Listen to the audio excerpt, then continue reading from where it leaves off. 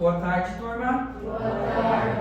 Então, dando continuidade aí aos nossos conteúdos da disciplina de ciências, nós vamos hoje estudar a segunda parte dos artrópodes. Então, conforme lá no RCO, nós temos lá a disponibilidade dos slides, né, que é o material para ser seguido aí nas aulas. E nós já estudamos a classificação, as características, né, classificação não, as características e a forma de crescimento dos artrópodes, né, reconhecendo quais são os principais representantes, né, do filo em geral. E aí agora a gente vai estudar a classificação. Como assim, professor? Nós temos, né, os seres vivos estão divididos em reinos. Esses reinos, no caso, nós estamos estudando qual reino? Reino animal. Nós temos eles divididos em filos. E dentro dos filos, nós vamos ter a classificação dentro de classes, subfilos, ordens, famílias. Então, o objetivo da aula de hoje é reconhecer os principais grupos pertencentes ao filo Artrópoda, que é uma outra designação de artrópodes, né?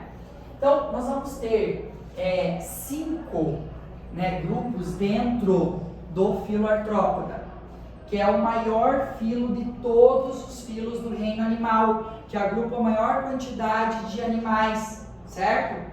Então nós vamos ter aí uma divisão justamente para quê? Para o melhor estudo. Então hoje a gente tem que sair dessa aula reconhecendo. Primeiramente, nós vamos trabalhar com 3 principais grupos, tá? Esses 3 principais grupos dos artrópodes correspondem aos grupos mais numerosos em espécies, mas no total são 5, certo? Então aqui o objetivo da nossa aula, tá? Nós vamos ter aqui uma atividade que eu já vou trabalhar com vocês.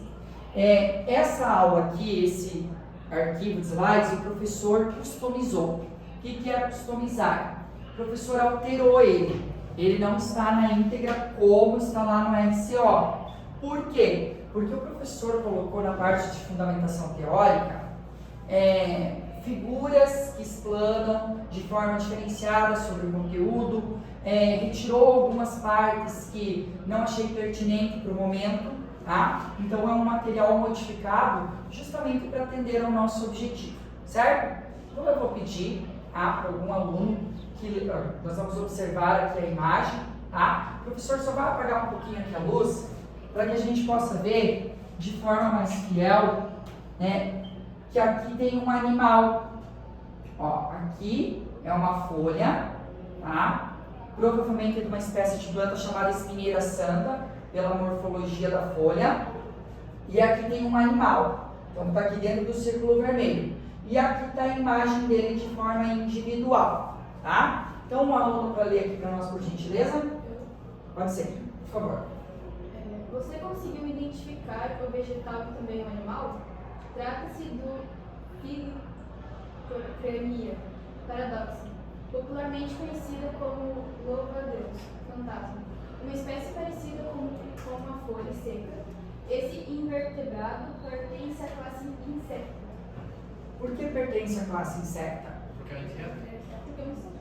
Mas, sim, ele pertence à classe insecta porque ele é um inseto, certo? Sim. Mas o que faz a gente levar em consideração que ele é um inseto? Porque ele é invertebrado? É um vertebrado? Tipo, é um artrópode? Ele é um artrópode, por isso que nós estamos aqui, estudando ele dentro do Filartrópode. Mas quais as características dos insetos quando a gente observa ele aqui? A gente sabe? O número de patas. Tem 6 no total? Aqui, ó. 1, 2, 3 desse lado e 3 do outro. Lembra que a gente estudou nas características que o corpo dos artrópodes é dividido em tagmas, em partes diferentes? Pode ser cabeça, tronco, abdômen. A cabeça às vezes se funde com o tórax, formando o cefalotórax, né? A gente viu que pode ser uma característica aí deles.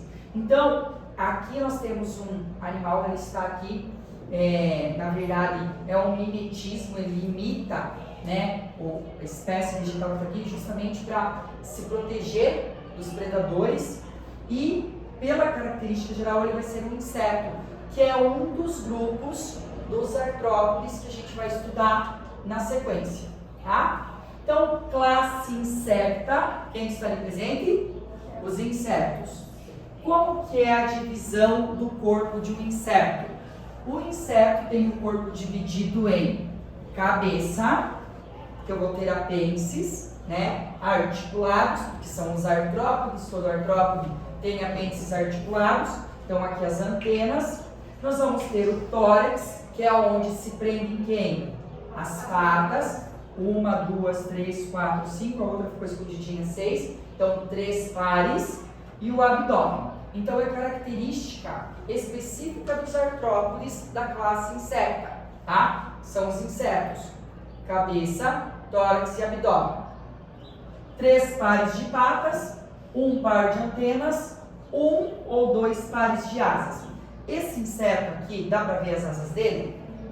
Não, tá? Existem insetos que eles são ápteros, significa que eles não têm asas. Nesse caso aqui, é provavelmente uma espécie de inseto que ou ainda não desenvolveu as asas, certo? Ou realmente não tem as asas. Mas nós temos diversos exemplos que a gente vai ver na sequência, tá? Então nós temos aqui, né, os insetos, a divisão do corpo, os apêndices. Eles se reproduzem de forma sexuada, isso significa que tem o quê? Quando a reprodução é sexuada, o que acontece? Tem o macho e a fêmea e vai ocorrer o quê? Fecundação, né? Pelos gametas, né? Então, indivíduos de sexo separado e a fecundação é interna. O macho libera o gameta masculino dentro do corpo da fêmea, tá? Então, aqui, bem visível, certo? O professor alterou, né? Acrescentou essa parte aqui. Nós temos a cabeça, o tórax, certo? E o abdômen, divisão aí do corpo. Aqui também, cabeça, tórax, abdômen. Aqui nós vamos ter as antenas, certo? As asas. Então, aqui também as antenas na cabeça, os olhos compostos e as asas, certo? Característica da classe insecta, certo? Todos os insetos. Exemplos de insetos. Pode começar. Abelha. Aranha. Mosquito. Aranha não. A aranha não tem asa nem antena. Estamos vendo a sequência. Formiga. O que mais? Gavião é uma ave, não é um inseto. Lá na frente a gente vai estudar. Pernilongo. Gafanhoto. Cigarro. Isso mesmo. Borboleta. Todos esses são exemplos de insetos. Os insetos, eles têm uma reprodução característica. Como assim uma reprodução característica? Eles vão ter diferentes tipos, né, de reprodução de acordo com a transformação desde o inseto, quando ele é jovem, recém-eclodiu lá do ovo, até a formação dele adulta. Então, por exemplo, nós vamos ter aqui a metamorfose incompleta. O jovem, que é chamado de ninfa, tá? Apresenta características semelhantes ao do adulto. Gafanhoto, um exemplo, tá? A gente já vai ver o melhor exemplo. Então, aqui eu tenho o ovo, certo?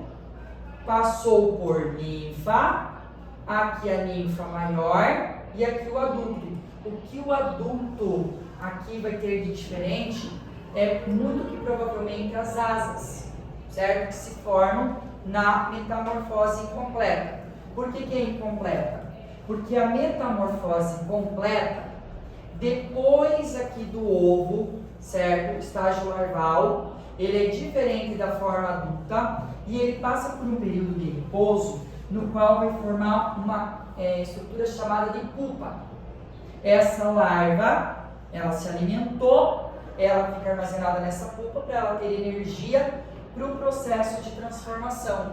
A exemplo destes, nós temos a borboleta, que tem uma metamorfose completa. E há insetos que não têm metamorfose, que como eles eclodem, como eles nascem do ovo, eles vão permanecer na forma adulta. Para entender melhor, o professor acrescentou esse slide.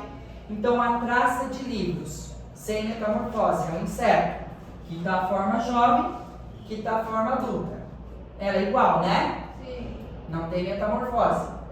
Metamorfose incompleta, que eu tenho um inseto, foi formando aqui, foi multiplicando a ninfa, né, com as asas, até formar o adulto.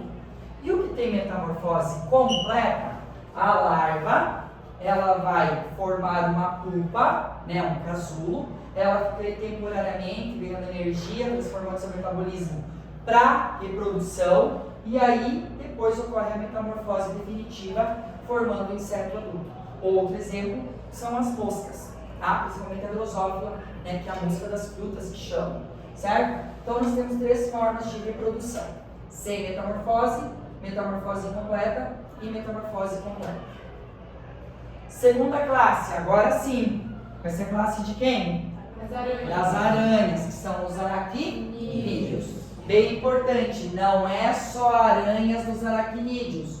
Os escorpiões, o carrapato, o ácaro também são exemplos de o professor já errou, de artrópodes que fazem parte dos aracnídeos. Então, como que é o corpo, né? Ele vai ser dividido, eu já vou adiantar aqui um pouquinho, ó, céfalo-tórax, certo? Cabeça fundida ao tórax e abdômen, certo? Ele não possui antenas, professor, mas ele tem outras estruturas aqui, a gente já vai ver sobre. E nós vamos ter aqui que ele tem 4 pares de patas, um par de quelíceras e um par de pedipalpos. Então vamos lá, vamos reconhecer isso aqui. 1, 2, 3, 4. Isso aqui é a pata, certo? Sim. Todos prestando atenção aqui. Isso aqui é a pata. Se eu tenho do outro lado também, eu tenho 4 pares, eu tenho no total 8. Aqui nós vamos ter as quelíceras. Nessa ilustração aqui, a quelícera está fechadinha, tá? Mas ela tem a região pontiaguda. E aqui os pedipalpos, então isso aqui não é pata, tá bom? Que é pata, que pedipalpo. O que o pedipalpo faz? Segura a presa na hora que cai na teia da aranha, para a aranha inocular, né, a sua peçonha e torná-la imóvel. Então o pedipalpo segura no momento que ela for se alimentar, inocular a peçonha. E a quelícera é por onde ela vai fazer a injeção lá, né, que vai estar aplicando a peçonha, certo? Essas aranhas, elas não demonstram perigo para nós, tá? Essas espécies aqui como as caranguejeiras. Nós temos que nos preocupar com a armadeira, ou no caso a viúva-negra, e a aranha marrom, tá? Então aqui o escorpião, como exemplo, o cefalotórax, o abdômen, os 4 pares de patas, os quelsos, que são como se fossem ali, né, os pedipalpos. Aqui nós temos o carrapato, né, e aqui o ácaro. Então, diferentes espécies de seres vivos também fazem parte dos aracnídeos, para que a gente não saia daqui achando que é somente o quê? Aranha. Muito bem. Então, aqui novamente, o professor também acrescenta esse slide de uma forma mais pontual, o cefalotórax, o abdômen. Aonde que fica as patas? No cefalotórax. Ó, o abdômen não tem apêndice. A única coisa que o abdômen vai ter internamente são os órgãos, né? E externamente a fiandeira. Por que será que serve a fiandeira? Para formar a teia de aranha, né? Que é o lugar de abrigo aí dela. Aí vai ter aqui os olhos, que geralmente são olhos compostos. Os aracnídeos têm múltiplos olhos, né? Que na aranha, por exemplo, nós vamos ter aí 8 olhos no total.